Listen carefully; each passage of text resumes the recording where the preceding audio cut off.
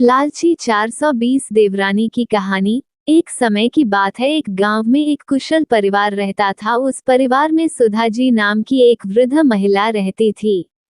सुधा जी की 2 बेटी और बहुएं थी जो उनके साथ ही रहती थी।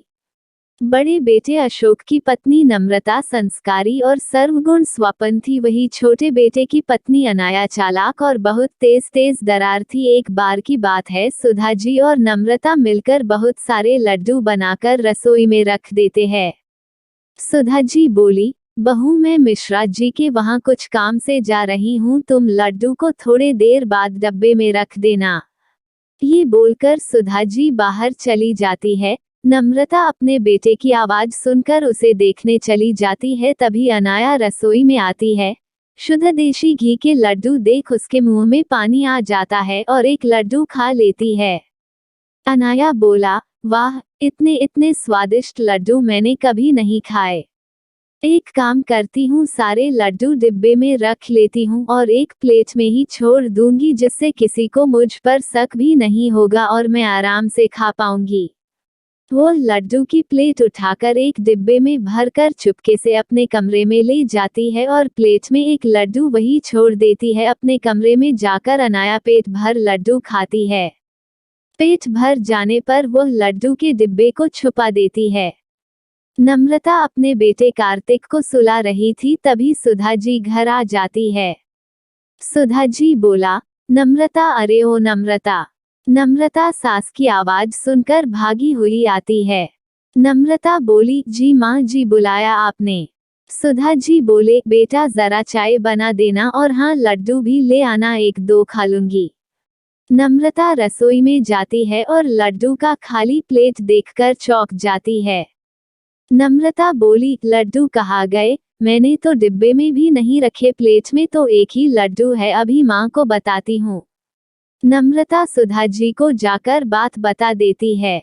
नम्रता बोली, माँ जी, लड्डू रसोई में नहीं है, मैंने वही रखे थे पर अब नहीं है।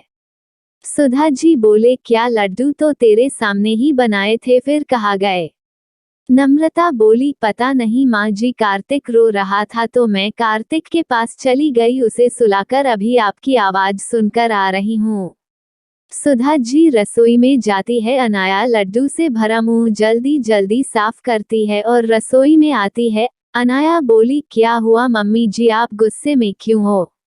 सुधा जी बोले, बहू यहाँ लड्डू के प्लेट रखे थे, अब देखो इसमें एक भी लड्डू नहीं, पता नहीं कौन खा गया, शुद्ध घी के लड्डू थे। तभी अशोक और राहुल भी आ जाते हैं और रसोई से लोगों की बातों को देख दोनों रसोई की ओर जाते हैं। अशोक अपने माँ से मजाक में कहता है। अशोक बोला, क्या हुआ माँ? क्या हुआ माँ, किस गहन विषय पर चिंतन चल रहा है?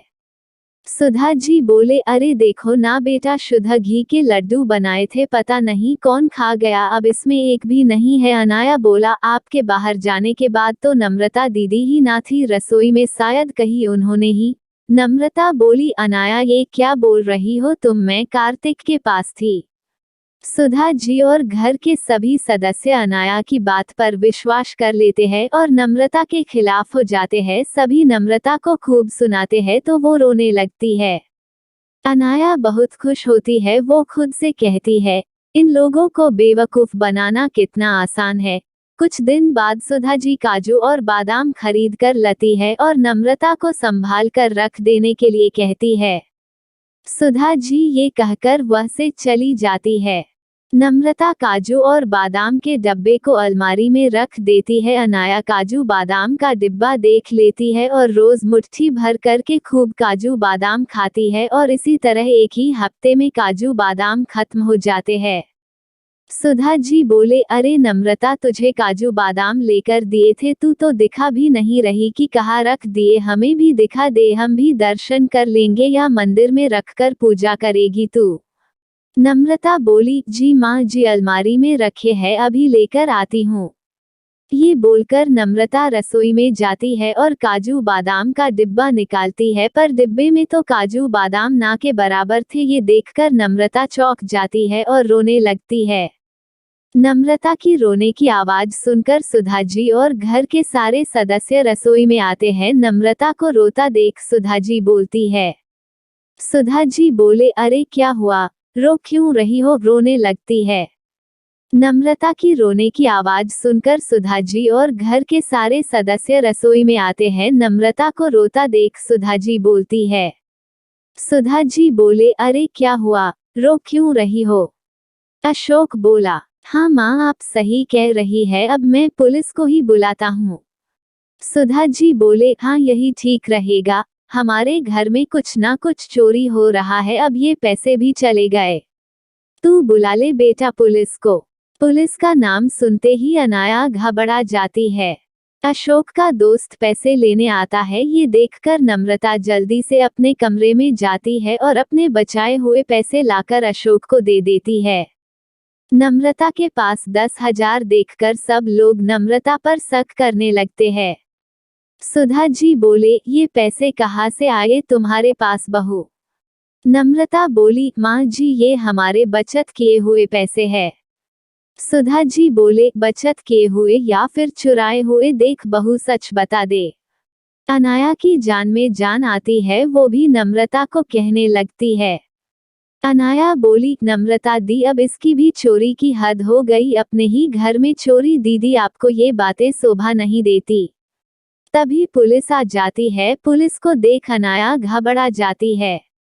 पुलिस नम्रता से पूछताछ करती है और नम्रता बेगुनाह साबित होती है। फिर पुलिस जब घर में एक एक कमरे की तलाशी लेती है, अनाया पूरी तरह से घबरा जाती है, क्योंकि अब पुलिस अनाया की कमरे की तलाशी ले रही है।